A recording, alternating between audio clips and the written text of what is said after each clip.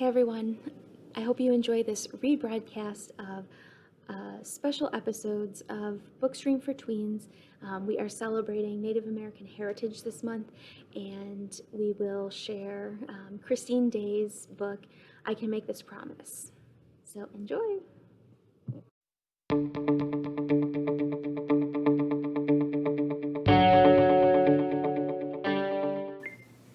Hey guys, welcome back to Bookstream for Tweens.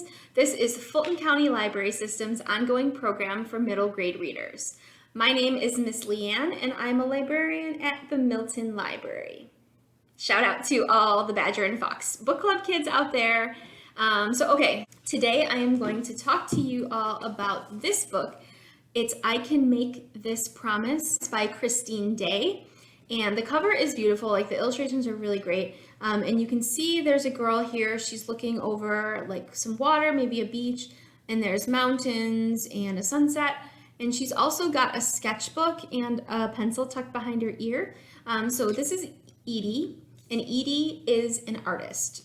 So before you get into the book, you're met with a prologue. So the prologue, you meet Edie when she is 5 years old. It's her first day of kindergarten, and it kind of just sets you up for just the kinds of things that Edie has encountered in her day-to-day life. But we are going to start with chapter 1, and I am going to share that with you. So in the prologue, we meet Edie, and we learn that she is Native American. And she decides to learn a little bit more about like her heritage and her family. She stumbles upon some interesting information in her own attic. There's a photograph of a woman who looks like her that she's never heard of before. So she is inspired to find out more about this person, and then that kind of leads her on a whole journey of self-discovery. So it's a beautiful book. So I will read the beginning of chapter 1 with you guys, and I hope you guys like it. Chapter 1, The Big Bang, July 4th. Fireworks are banned in my neighborhood. There are too many trees, too many houses. So this year, for the 4th of July, my parents are taking me to the Tulalip Reservation, about 20 miles north of the city. They sell all kinds of fireworks, and they have a huge field where you can set them off. This place is crowded and colorful and chaotic. It's amazing. My parents lead the way to the booths. There's a food truck parked beside the big gravel lot selling authentic Mexican tacos. The smell of cooked, seasoned meat fills the air, mixing with the peppery gunpowder from all the fireworks. I can practically feel it in little flecks of grime all over my skin. Mom asks, "Do you need these, Edie?" She opens her palm, revealing a little package of earplugs. I shake my head. I'm okay, thanks. The booths are set up in several rows. The nearest one is decorated with red, white, and blue streamers with a huge banner that shouts, "Fireworks!" in bold letters. The booth across from it is lined green with little alien heads and UFOs outlined all over it in black paint. Another is hot pink with candy-colored rockets arranged in bouquets on its counter. The next is blue with the Seattle Seahawks logo, stenciled in stark white and silver, plus the number 12. The number 1 is like the Space Needle. I like this graffiti. I like the bright colors, the bold lines. I wonder if they're created drawings or stencils first, or if they just grabbed their cans of spray paint and improvised. I also wonder if they keep sketchbooks or have favorite places to draw like I do. I'm always curious about other artists and their habits, their unfinished drafts, their inspirations. As we keep moving, I can't help but drink it all in. I've never been to a reservation before. Each person I make eye contact with feels significant. It's possible some of them are distant relatives. I could be walking past cousins or aunties right now and I wouldn't even know it. A rock and roll version of the Star-Spangled Banner starts blaring out of nowhere, and I glance around myself trying to find the speakers.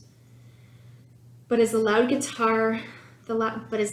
electric guitar mimics the sounds of "Oh Say, Can You See," I instead notice a food vendor with signs that say they have traditional Native American fry bread. I stop and stare. The line is huge. The menu is handwritten on a whiteboard. An ice-filled cooler contains sodas and bottled lemonades. There are 2 open counters, one where you pay, one where you wait for your order. I watch as a girl receives her food. The fry bread is a rumpled golden brown disc served on a paper plate. It almost looks like an elephant ear.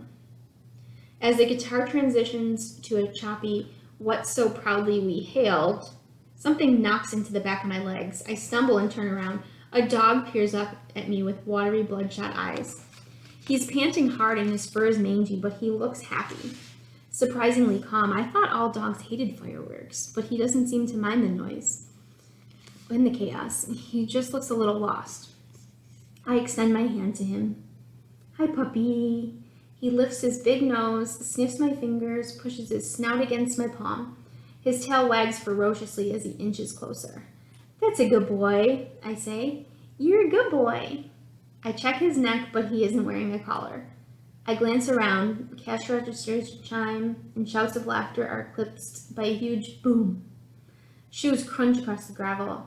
A group of men walked by in mismatched basketball jerseys. A teenager adjusts her sunglasses. Her colorful beaded bracelets slide down her brown forearm.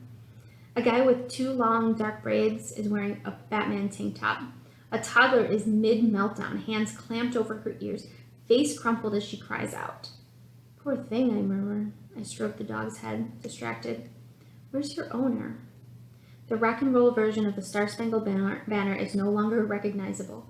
The guitar riffs have dissolved into wails. It doesn't sound like, or the ramparts we watched, it doesn't sound like anything, just crashing notes and frantic energy.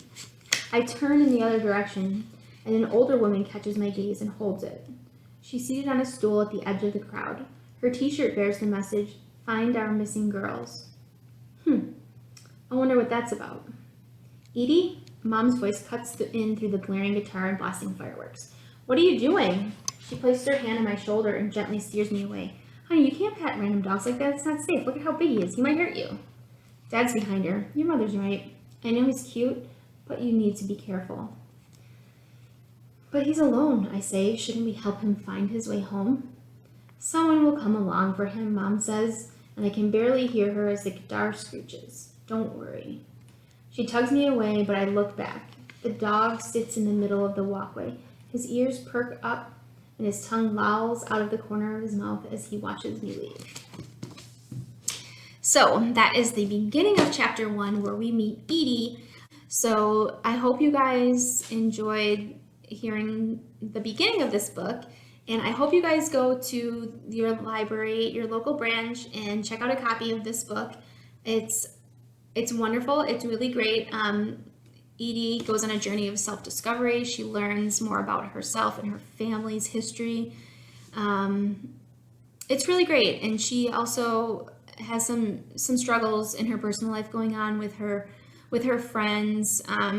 So yeah, check it out.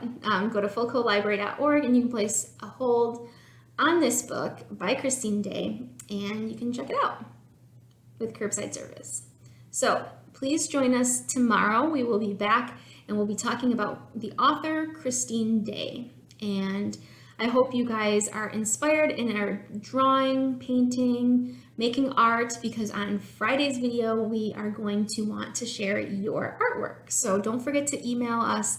The link is down in the description below. So please do that. While you're down there, subscribe maybe, give us the video a like, and we will see you tomorrow. Bye.